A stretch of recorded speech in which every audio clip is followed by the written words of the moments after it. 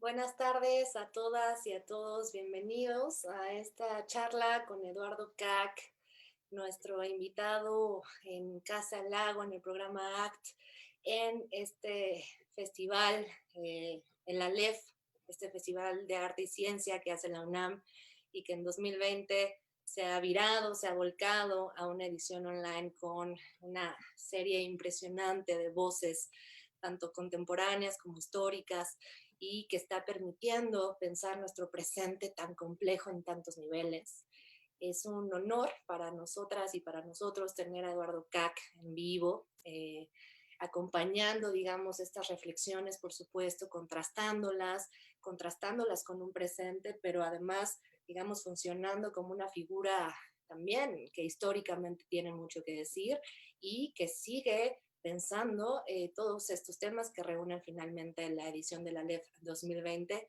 ¿Cuáles son las posibilidades de la vida? Me parece una pregunta fundamental que precisamente atraviesa, cruza y potencia la obra de Eduardo Cac, que está desde Chicago esta tarde con nosotros. Muchísimas gracias, Eduardo Cac.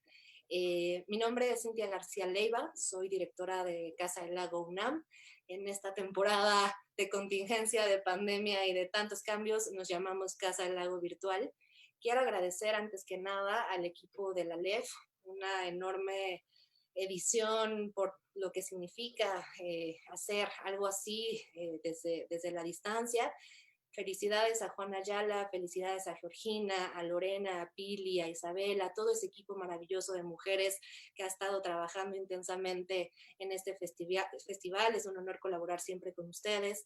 Por supuesto, al programa Arte, Ciencia y Tecnologías ACT, con quienes colaboramos para esta edición y esta sesión de preguntas con Eduardo Cac, así como con la pieza que estamos presentando en la Casa Lago Virtual, de la que ahorita hablaremos. Un saludo a todo el equipo de ACT, un programa que sin duda en esta época tiene mucho que decir y tendrá mucho que decir porque finalmente está conjuntando esto, las posibilidades de la vida en la dimensión artística, tecnológica y científica. ¿De qué otra manera?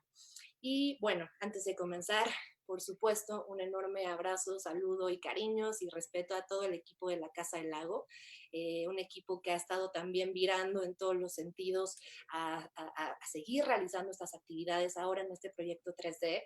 Entonces, muchas felicidades a todas y a todos, gracias a todo el equipo, especialmente hoy quiero agradecer al equipo de producción, a Erika Lázaro, a Ricardo Castellanos, a Roberto Gutiérrez. También quiero agradecer a Ilona Goyeneche, nuestra coordinadora de programación, por el espléndido seguimiento y gestión que hizo para esta tarde que estamos aquí ya comenzando con Eduardo Cac. Quiero agradecer a Jan Espinosa, a Itzuri Cabrera, a Francisco Calleja, a Eduardo Marañón, a Diego Pereira y en fin, me faltan siempre muchísimas personas, pero bueno, digamos, este equipo central que acompañó y finalmente estamos aquí hablando con ustedes. Bienvenidas, bienvenidos y gracias de verdad al equipo maravilloso de Casa Lago también por hacer esto posible. Tengo aquí a Eduardo Cac, esta figura enorme, pionero, ha estado dando muchas entrevistas para medios mexicanos, gracias también a la prensa que ha estado atendiendo esta presencia de Eduardo Cac en el ALEF y gracias sobre todo a ustedes que estuvieron siguiendo su participación desde las 3 de la tarde y que ahora nos han estado enviando algunas preguntas. Esta es una sesión de preguntas y respuestas. Hemos tomado las que nos han llegado a redes sociales, pero tienen la oportunidad de, si gustan, enviar o a las redes del Festival de la LEF o a las redes del programa ACT o a las redes de Casa del Lago las preguntas que quieran hacerle a nuestro invitado hoy, Eduardo Cac. Y yo les quiero contar que justamente Eduardo y yo estábamos hace unos meses también a la distancia, empezando a platicar cuál iba a ser la colaboración increíble que íbamos a tener con él para la casa en este sentido física y cómo íbamos precisamente a darle seguimiento a esta serie que empezó en 2009 que retoma desde luego esta dimensión histórica, pero también icónica de la conejita Alba, y que se ha vuelto más bien una serie de transmutaciones, mediaciones y otros resultados para llegar a lo que ha estado pasando ahora. Ahorita Eduardo nos va a contar sobre eso. Para quienes no conocen la Casa 3D, ya está disponible, pueden acceder a ella en casalago.unam.mx, diagonal en casa, y allí encontrarán en la terraza de esta casa hermosa esta pieza ahora virtual, no era el plan, pero justamente se ha virado, así que con Eduardo Cac y el equipo de Casa Lago justamente hemos ido en estas semanas tan extrañas y tan confusas, hemos ido acomodando también y finalmente logramos esta pieza que teníamos contemplada desde febrero y ojalá se puedan dar una vuelta por la Casa del Lago virtual para que sepan de lo que estoy hablando. Y primero, antes de lanzar a las preguntas, sí me gustaría aprovechar este espacio para que Eduardo nos cuente un poco sobre esta serie, la Google Glifo, perdón, y toda esta dimensión que ha estado haciendo en múltiples museos y espacios culturales del mundo, qué significa trabajar con satélite, con Google Maps y con Google, digamos, esta dimensión también, eso, digital en un sentido mucho más amplio de lo que entendemos por pantalla, y luego qué significó virar a este plan 3D. Y Eduardo, gracias de nuevo, te dejo la palabra y te voy a ir haciendo las preguntas que nos han mandado. Gracias. Muchas gracias. Buenas tardes. Bueno, esta obra en la Casa del Lago Virtual hace parte de una serie que vengo desarrollando desde 2009 y la serie se llama Lago Glifo. Glifo es una marca y lago tiene que ver con la parte del árbol de la vida donde se encuentran los conejos. Entonces, un lago glifo es un pictograma del conejo. Los lagoglifos son entonces una forma de escrita, vamos a decir, conejográfica que yo desarrollé. Bueno, yo desarrollé esta forma nueva de escrita para que Alba, que ya no vive más, pueda tener un diálogo virtual con el mundo, porque es algo increíble que hace 20 años que no se para de escribir, de hablar, de hacer cosas con entorno sobre, por detrás, por la frente, por los lados de esta coneja. En principio, Alba en el año 2000 sirvió como un ícono de cambio hasta el nuevo milenio, pero con el pasar del tiempo pasó a ser apropiada por la cultura popular transformada y conocida por nuevas generaciones como un personaje en Sherlock, por los niños en Smurfs y también aparece en Big Bang Theory. Es un fenómeno en Simpsons, es algo de hecho increíble. Entonces, ¿cómo esto no para de crecer? Sigue este discurso en torno de Alba, no para de crecer. Yo tuve la idea de transformar su icono en una matriz para generar este lenguaje visual. Bueno, eso es decirlo así de una manera un poco rápida, pero dentro de la serie de los lagoglifos hay una subserie, vamos a decir así, que son lagoglifos particulares que yo desarrollé para ser vistos físicamente en un sitio, pero también a través de los dispositivos en red en todo el mundo, celulares, computadores, todos los dispositivos. Es decir, es una obra que es al mismo tiempo física y digital. No es el físico adaptado al digital, no es la representación digital de una cosa física. Ontológicamente, la obra no puede ser solamente física o solamente digital. Ontológicamente, las dos cosas, es decir, no hay distinción, no es un pensamiento binario o físico o digital. Eso me parece muy apropiado al siglo XXI, en el cual hablamos de una transmutación constante, de un cambio constante, de un diálogo constante y de un existir simultáneamente física y digitalmente. Entonces es una obra, vamos a decir, nativa del siglo XXI, no en su tecnología, pero en su espíritu. Entonces, ¿de qué estamos hablando? La parte física se puede ver en un sitio. Se puede ir a un sitio, por ejemplo, bueno, sería Chapultepec, pero vamos a decir, se puede ir ahora al Museo de Arte Contemporáneo de Mallorca o a un centro de arte en Strasbourg, en Francia, o otros sitios así, y ahí está la obra. Pero ahí mismo se puede ver en el celular o se puede ver en celular en casa y después en otro tiempo ver la cosa física. Entonces, estas dos condiciones son fundamentales y tiene valor igual en la obra. Eso es importante también. No es el digital que está ahí más abajo o el físico que, no, que está ahí solamente para producir el digital. No, las dos tienen valor igual porque los dos hacen la obra. Entonces, ¿qué es este pictograma, este logoglifo? Las obras son creadas para ser vistas a partir del satélite. Satélites que emplean Google para fotografar los sitios donde se hacen las obras. La resolución de cada satélite cambia, pero vamos a tomar, por ejemplo, 40 centímetros, que es una resolución más o menos estándar. 40 centímetros permite ver una área de 40 centímetros como un píxel. Entonces yo hago píxeles de 40 centímetros. Entonces cada pictograma es compuesto de píxeles de 40 centímetros, por ejemplo. Entonces normalmente tenemos ahí una área limitada que sea 20 por 20 metros, 10 por 18 metros, y con estos píxeles de 40 centímetros hago mi imagen, que con frecuencia tiene una resolución también limitada por causa de su área.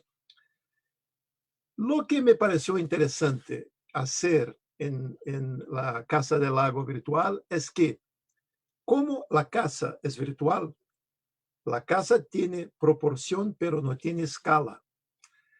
La escala es siempre un factor que limita los logoglifos. Y aquí yo no tenía este límite. Entonces, yo creé una obra que tiene proporción, pero no tiene escala. Yo creé el más grande logoglifo hasta ahora que yo pude crear, que normalmente en los espacios físicos no logro, porque la dificultad del límite del espacio. Entonces, eso me pareció una oportunidad de hacer algo que difícilmente podría hacer. Hasta hoy no logré hacer en ningún sitio. Entonces, así es. Los logoglifos son pictogramas normalmente con el fondo blanco, compuesto de dos imágenes sobrepuestas verdes y negras que hacen referencia a la coneja Alba del año 2000. Entonces, así es un resumen de la obra y una vez más, también yo los invito a visitar la casa virtual 3D y entrar en la obra. Pueden entrar por arriba como si estuvieran viendo la obra como un satélite, o si quieren pueden entrar, atravesar la puerta de la casa, subir por el techo y mirarlo de ahí también. Exacto. Ahí, bueno, ¿no? Sí me interesa también rescatar el trabajo, el diálogo que estuviste teniendo con nuestro equipo de programación web y de museografía. Un saludo a Luis Fernando Colchado y a Berús Herrero. Gracias, gracias por su trabajo virtual. Porque me parece que esta obra y esta colaboración y toda la casa 3D, pero por supuesto lo que tiene que ver con tu pieza allí, nos empuja por fin a entender esta digitalidad supuesta, como bien dices, como posibilidad de vida también. Es decir, es la posibilidad de hacer lo que físicamente no podrías hacer, ¿no? En tu caso, a ver, ¿cómo voy a imaginar esta pieza que siempre ha sido delimitada por una escala arquitectónica, física, material? ¿Cómo la voy a redimensionar a una realidad virtual que es también física, sin escala? Y esa posibilidad para mí es una posibilidad de vida. Para mí es el entendimiento de lo que significa la hibridez. La hibridez digital y la hibridez no digital, porque no quiero decir físico contra inmaterial, yo no creo que lo digital sea inmaterial, es más material que nada y aquí estamos hablando tú y yo, pero para mí ese trabajo de hibridez implica adaptación de conocimientos, es decir, Berús Herrero, nuestro querido museógrafo de Casa del Lago, implementando también estos conocimientos visuales y luego tu artista implementando también otros conocimientos previos que permitan en conjunto realizar una nueva versión, una nueva posibilidad de vida de los elementos de tu serie. Y ahí yo quisiera hablar un poco precisamente sobre esta noción de hibridez. Por supuesto, es una noción que desde distintas disciplinas, y eso creo que se ha tocado muy bien en el ALEF, en estas últimas charlas con muchos expertos y expertas, la hibridez es una noción que ha servido para muchas cosas, pero en el ámbito específicamente de la interdisciplina, ciencia, arte o ciencia y tecnología, ha estado más y más empujándose a precisamente tener una organización equilibrada. Como bien decías, no que un lenguaje o una materialidad acompañe a otra, sino que de verdad funcionen implicadamente y lo más equilibradamente posible. Y para mí, eso lo empezábamos a comentar unos minutos antes de estar al aire, para mí la hibridez es la única posibilidad de vida que entiendo en términos de colaboración, en términos de co-creación. Esta pieza se hace, o sea, esta pieza y este resultado en la casa 3D se hace necesariamente co-creativa, colaborativa, es híbrida en el sentido material, pero es híbrida en el sentido conceptual también, es transhistórica porque viene de una serie que has estado elaborando. Entonces, esa noción de hibridez me parece que va a ser cada vez más y más frecuente y quisiera saber, Eduardo, ¿cuál es tu posición, digamos, actual ante este panorama, ante este cambio brutal de vida en todos los sentidos disciplinares? ¿Qué va a significar para ti hablar de hibridez tecnológica y biológica?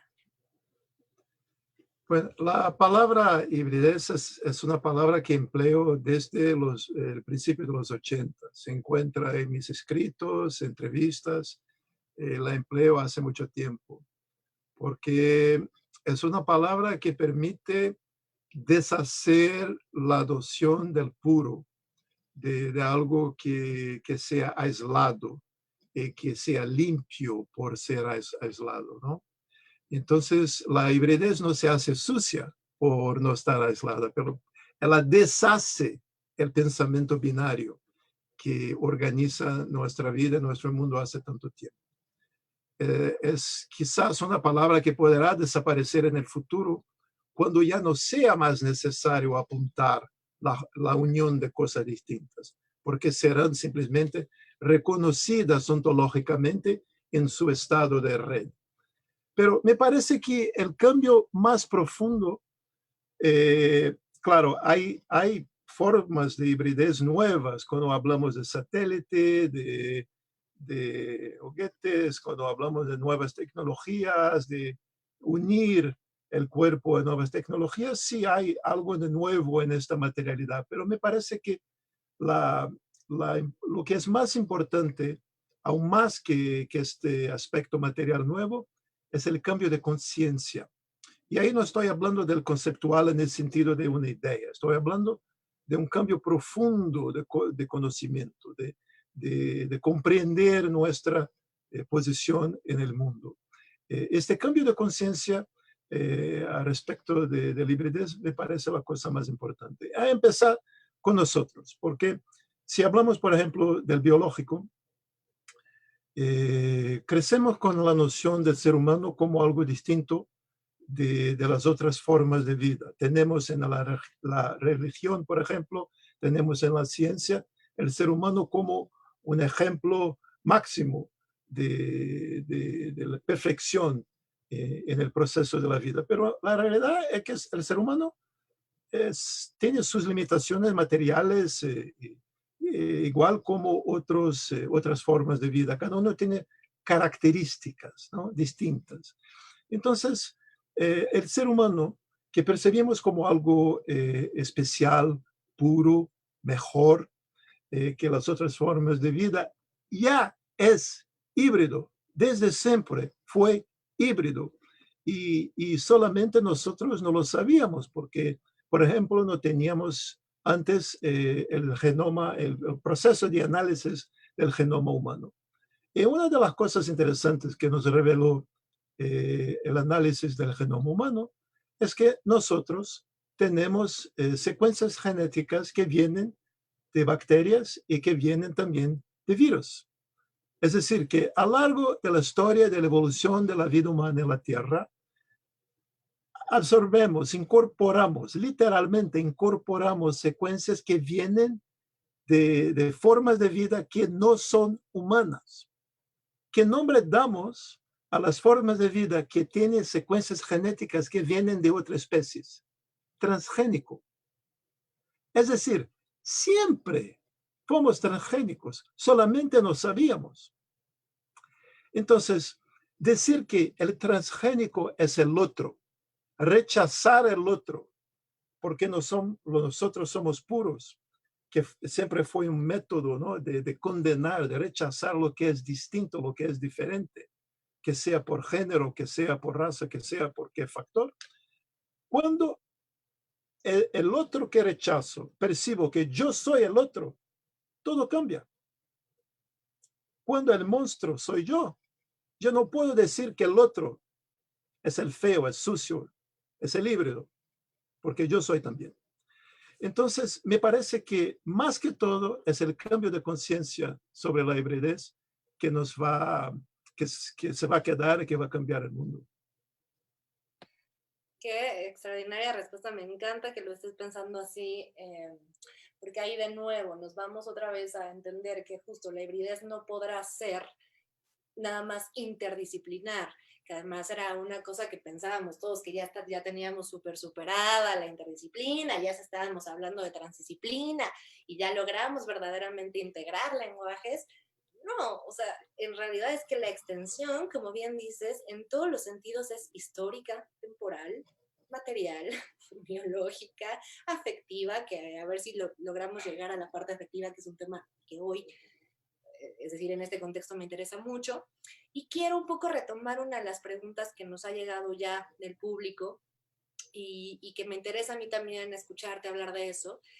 Mara nos dice, hola Eduardo Cac, mencionó varias veces en su conferencia el sentido poético de sus piezas. Me gustaría preguntarle qué entiende puntualmente por poético. Yo voy a tomar esa pregunta de Mara sobre el sentido poético y la voy a ampliar un poquito más, si me permites, eh, para ver qué diablos hace el lenguaje con todo esto. O sea, no nada más del sentido poético, digamos, en esta dimensión de posibilidad de traducción metafórica, de la posibilidad de traducción analógica, que justamente podamos ver, tener un sentido poético en la pieza, por ejemplo, en Casa Lago, en toda tu historia en el bioarte, sino el cruce del lenguaje también como otra dimensión de esta de cobrar conciencia. ¿Cómo resolvemos eso? ¿Cómo entendemos el lenguaje en la hibridez? ¿Cómo entendemos el lenguaje en esta toma de conciencia? Y espero que Mara no, no le moleste que amplíe su pregunta así, pero me interesa mucho esta noción. El lenguaje es también híbrido ya, tenemos que aprender a hablar un lenguaje que no conocíamos, tenemos que reinventarnos este sentido poético. ¿Qué opinas? Bueno, son dos temas distintos, pero naturalmente colgados, ¿no? A ver, primero, cuando yo hablo del poético, empleo la palabra con dos sentidos fundamentales y complementarios también. Una cosa es que tengo desde el principio de mi trayectoria, que celebro ahora 40 años de trayectoria, desde el principio yo tengo dos trayectorias paralelas. La más conocida del grande público es la trayectoria en el arte contemporáneo, pero hay otra, como decía, paralela en la poesía experimental. Entonces, ya en 1980, yo empiezo con un movimiento, un grupo multimedia, haciendo muchas experimentaciones y a partir de 82 desarrollo la poesía digital. Hay todo un trabajo de poesía digital. A partir de 83 empiezo a desarrollar la poesía holográfica, la holopoesía. Hay ahí también todo un trabajo. Y sigo con la poesía experimental ya en el siglo XXI con la aroma poesía, que es una forma de poesía para leer con el nariz, no con los ojos. Y otras que vengo de... Hay un libro, publiqué un libro de aroma poemas, con 12 aroma poemas. Y otras formas que vengo desarrollando de la poesía, en el sentido, vamos a decir, literario. La obra más reciente fue un poema espacial, un poema creado fuera de la Tierra, ese sí para leer con los ojos, pero también con todo el cuerpo flotando en gravedad de cero, que yo realicé trabajando con un astronauta francés en la Estación Espacial Internacional, después de 10 años de trabajo como artista en residencia en la Agencia Espacial Francesa. Entonces, Nada de esto es metafórico, todo esto es realizado. Los poemas digitales existen, los poemas holográficos son de hecho holográficos, el poema espacial fue hecho fuera de la Tierra en el espacio sideral. Nada de esto son ideas, alusiones, son hechos, son poemas que existen, pero de otra manera. Abren otro camino para la poesía, hasta ahora desconocido. Bueno, esa es una cosa. Cuando empleo este término en el caso de las obras de artes plásticas, por ejemplo, las obras de bioarte, eh, puedo por veces traer mi experiencia literaria, pero con frecuencia empleo esta palabra poesía en su sentido original de poiesis, de hacer, de algo que existe. Entonces, por ejemplo, en el caso del bioarte, claro, la representación de la vida es tan vieja cuanto la historia del arte, ¿no? Las primeras imágenes en el muro de una caverna representan la vida y todo lo que viene después. Entonces, eh, trabajar con la poiesis de la vida es de hecho producir la vida con un elemento extra biológico, que es la característica estética fundamental del bioarte. Entonces, en este caso, cuando empleo la palabra el poético, estoy hablando de este sentido etimológicamente fundamental de la poiesis. Bueno, esto es la primera parte de la pregunta de Mara. Muchas gracias por la pregunta. Ahora vamos a tu desarrollo, ¿no? Eh, en lo que toca el tema del lenguaje de una manera más amplia, y ahí no estamos hablando ni de la poiesis ni de la poesía literaria, y en relación al híbrido, eh, hay un problema fundamental y mis lagoglifos son una manera también de tocar en este tema. ¿Por qué?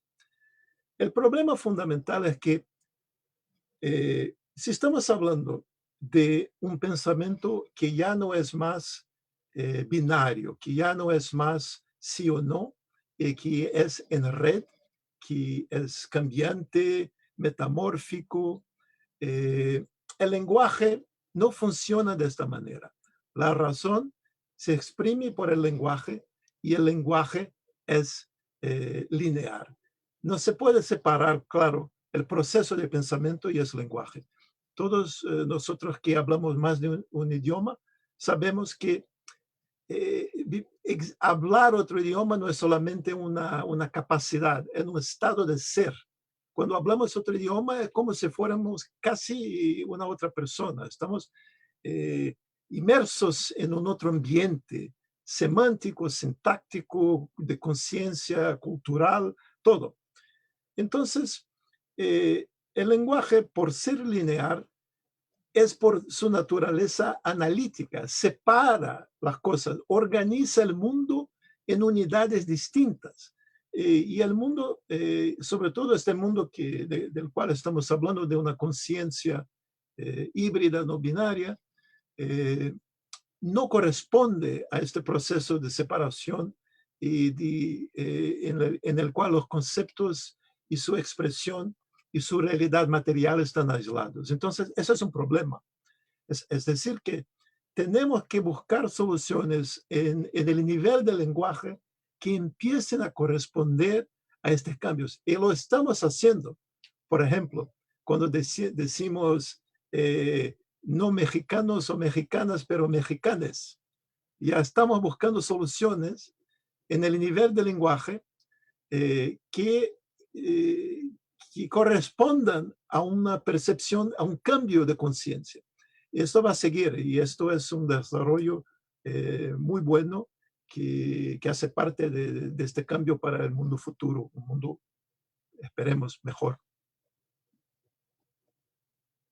Ahí yo nada más justo pensaría en, ay, estoy pensando mucho, mucho, mucho, mucho esto que estás diciendo, pero sobre todo desde eso, desde la dimensión también lenguaje, pero lenguaje ampliado, ¿no? No nada más el discursivo, sino en efecto las posibilidades de cruce, o sea, eso no está resuelto para nada y no sé si lo esté. Hay mucha gente y muchos filósofos y filósofas que llevan mucho tiempo preguntándose sobre esto y no hemos llegado a un sitio eso, donde estemos en acuerdo, pero he pensado mucho sobre la constelación como posibilidad justamente de un lenguaje en red, ¿no? Como la que buscaban los poetas concretos, pero también al mismo tiempo, por ejemplo, la astronomía ha buscado la relación en red de cosas donde se desjerarquiza, semántica, sonora, visual, valoritariamente se desjerarquizan elementos, ¿no? Y a mí me parece justo eso, que nos va a costar mucho trabajo entender un mundo constelativo en este sentido de no lineal,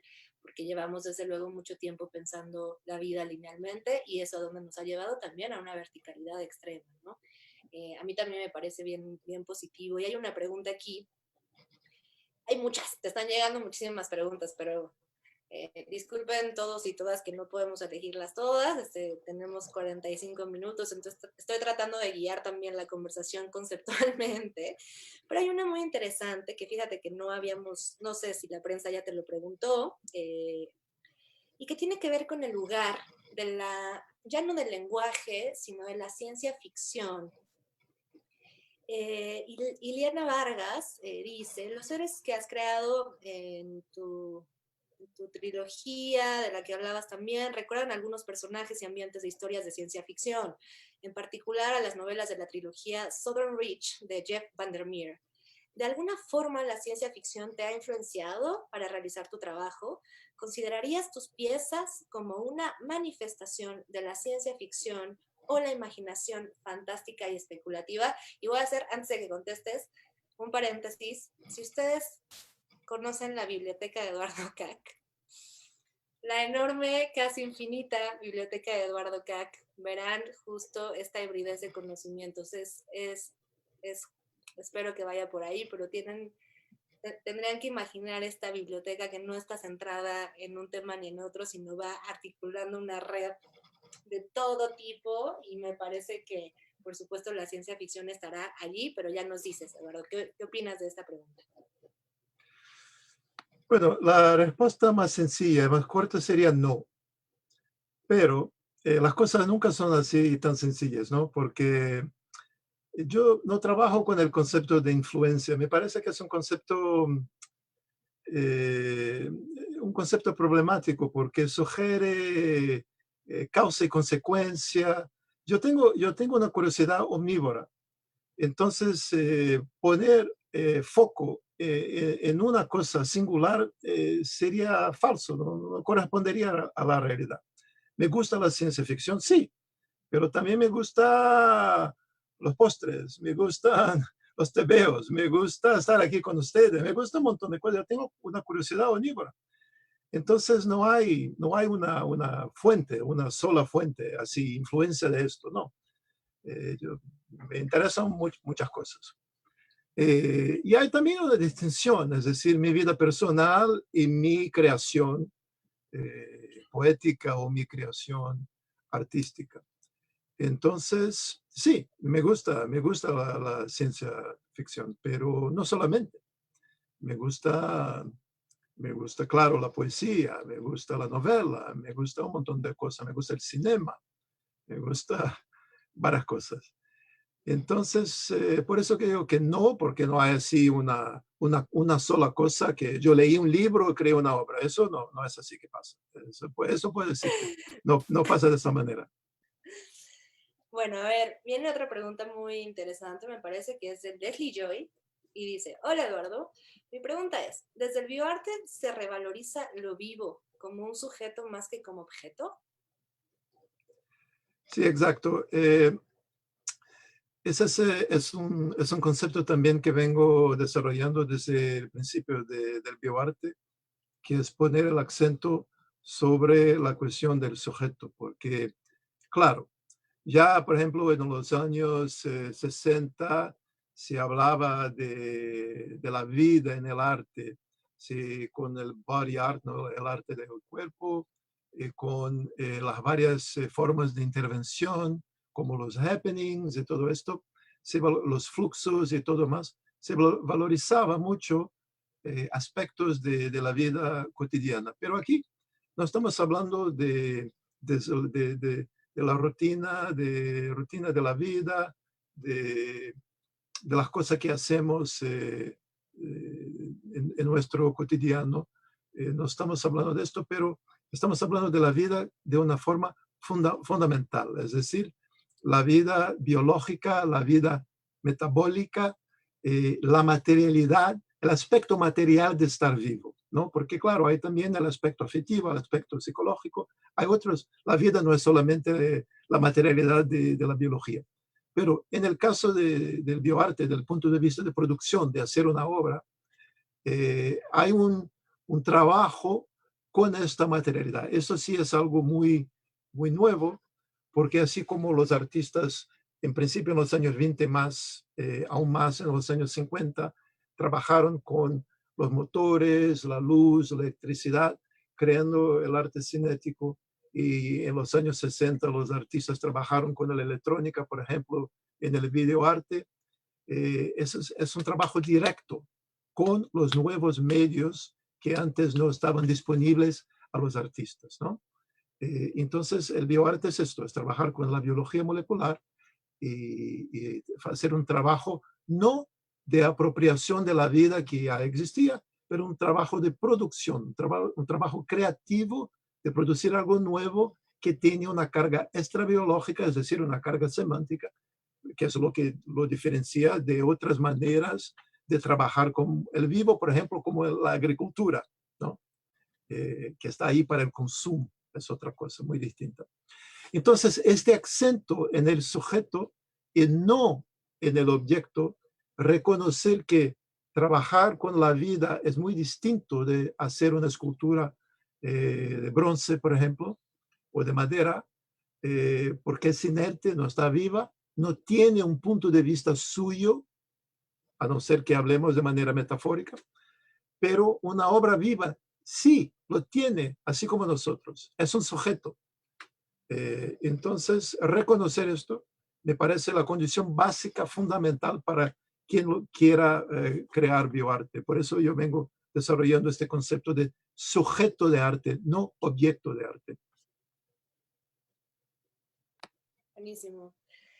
Hay una pregunta aquí también, ya yéndonos a otro lugar, pero me interesa también a mí conceptualmente en términos de esto que has estado hablando sobre la red y sobre esta dimensión. Bueno, le hemos puesto varios nombres: red, hibridez colaborativa, constelación, y es de Kevin South.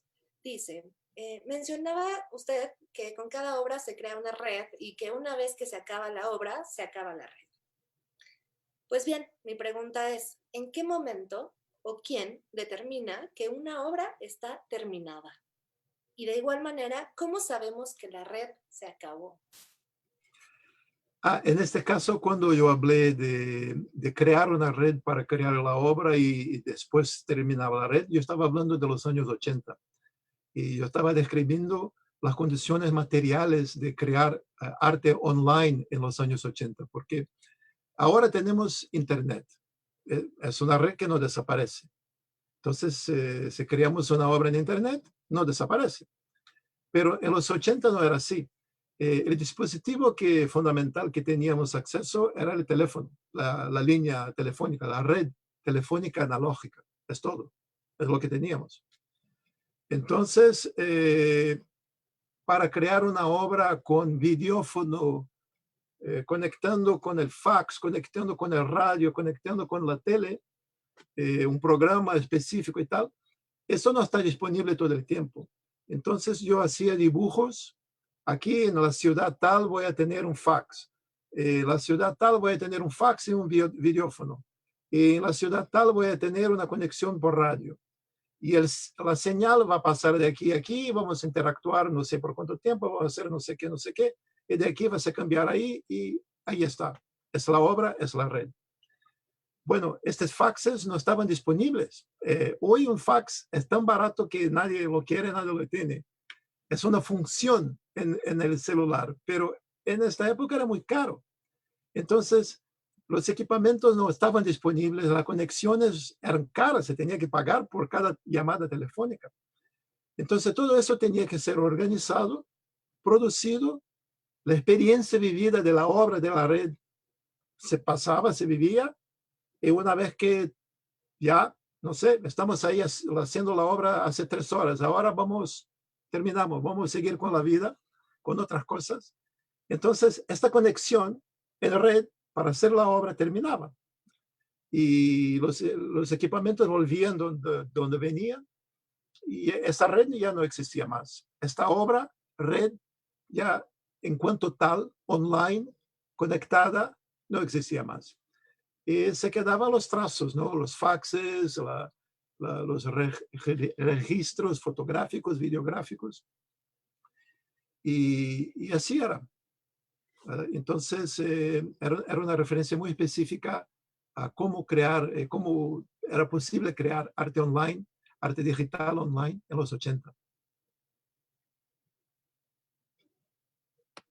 Bueno, nos quedan unos muy poquitos minutos y ahora que están hablando de, o sea, la persona que pregunta y tú de estas redes y tú has regresado, por supuesto, a este cambio de internet, no quiero desaprovecharte porque hay una pregunta que nos viene a varios y a varias dando vueltas en las últimas semanas, ya medio saliendo de este primer shock de, ay, ¿qué está pasando? Y tiene que ver con el estado de Internet, un estado que para mí es más politizado que nunca, más capitalizado que nunca, desde luego, y un estado que estoy empezando incluso a llamar como el Internet pandémico. Y tiene que ver increíble, o sea, incluso con la plataforma que estamos utilizando ahorita tú y yo, que ya el equipo y nosotros hemos decidido que es la última vez que utilizamos esta plataforma porque ya estaba todo planeado, porque ya es un conocimiento adquirido, perfecto. Pero bueno, no se trata de una marca ni nada, se trata más bien como de un estado, ¿no? En Instagram estamos viendo como está y este algoritmo un poco adelantándose a nuestras afectividades muy confusas y demás, no nos dejan de llegar mensajes por 300 grupos de WhatsApp, 43,000 cosas, y mientras esto que graba, en fin, hay una dimensión, híjole, me parece súper peligrosa de los afectos en este internet, ya decía, pandémico, o como lo queramos ver, postcapitalista, o este ensamblaje entre tecnopolítico devastador del capitalismo acabando y no, o sea, es un momento bien interesante y bien denso, me parece peligroso también. Y quiero saber, Eduardo, ¿cuál es tu opinión sobre esta distopía tecnológica? ¿Crees que estamos allí? ¿Crees que estoy diciendo pura chifladera? Estamos No, no, no, no. Estamos Eso es, definitivamente, ya decías, ¿no? En un principio, bueno, costaba más la materialidad y por eso un fax era tan caro, costaba mucho conectar, o teníamos el Ethernet y teníamos un cablezote gigante súper visto que teníamos que conectar para poder lograr hablar con una persona que estaba como a 100 metros. Y luego, bueno, tenemos toda esta evolución, pero siento que este costo de la materialidad, lo que valía Internet en ese sentido, se fue desarrollando después a una valía de la información súper rica, que todavía existe afortunadamente, y ahora más bien es una valía de nosotros y nuestros afectos y nuestras memorias en la pantalla. Quiero saber tu opinión de esto. Perdonen que tomé el micrófono, pero no te quiero desaprovechar. no, no, es que les voy a contar qué estoy haciendo aquí por detrás de esta pantalla, que es una manera de confirmar lo que estás diciendo. Sin hablar de marcas, yo hago de todo para no estar en esta plataforma porque por razones políticas y de seguridad y de privacidad. Entonces, yo no tengo esta plataforma instalada en mi celular, no la tengo instalada en ninguna computadora mía. Entonces, ¿cómo es que estoy aquí con ustedes por esta plataforma? Encontré una solución. Yo tenía un iPad muy, muy viejito que estaba ahí en el fondo, ahí muy lejos, en una caja ahí hace años, que es un iPad 3, que ya no tiene nada dentro de ese iPad, nada, nada. Y entonces ya estaba ahí con sistema no sé qué, 6. Yo hice una actualización máxima para 8, que es el mínimo permitido por esta plataforma. Y pues entonces la plataforma ahí en este iPad viejito que no tiene nada. Es solo este es iPad, que es una reliquia arqueológica de una era prepandémica. Esto es solamente ahorita cuando absolutamente se hace indispensable emplear esta plataforma. Si no, yo empleo la plataforma open source Jitsi, que permite incluso la posibilidad de que cada uno instale su propio servidor para que tengamos nosotros control total sobre nuestro discurso. Y les cuento que como todo esto es un poco nuevo de estar así, esta presión, ¿no? Para masiva de la sociedad para emplear esta, vamos a decir, esta videoconferencia en masa, ¿no? Eso sería la Internet pandémica, ¿no? La videoconferencia en masa. Que es que yo creo que se va a quedar. Yo creo que estos hábitos va a tardar mucho para retomar los viajes como antes y todo y tal. Yo creo que es un hábito que se va a quedar, la videoconferencia en masa, ¿no? Entonces, yo estoy yendo un poco a este tema ahora y el próximo paso, yo voy a pensar más en la posibilidad de tener mi propio servidor Jitsi para que cuando yo haga una videoconferencia con mucha gente, yo tenga el control y en vez de una empresa cualquiera lo tener. Esto es importante porque es un posicionamiento del sujeto, es la ciudadanía digital, es una conciencia política de que todo esto no es nube, no es nada, no, esto todo. Alguien está pagando cuando nuestra voz, nuestra imagen circula por los cables, por los servidores. Entonces, en cuanto esta plataforma es cerrada y pertenece a, a pocos, Jitsi es completamente abierta y cada uno puede instalar su propio servidor.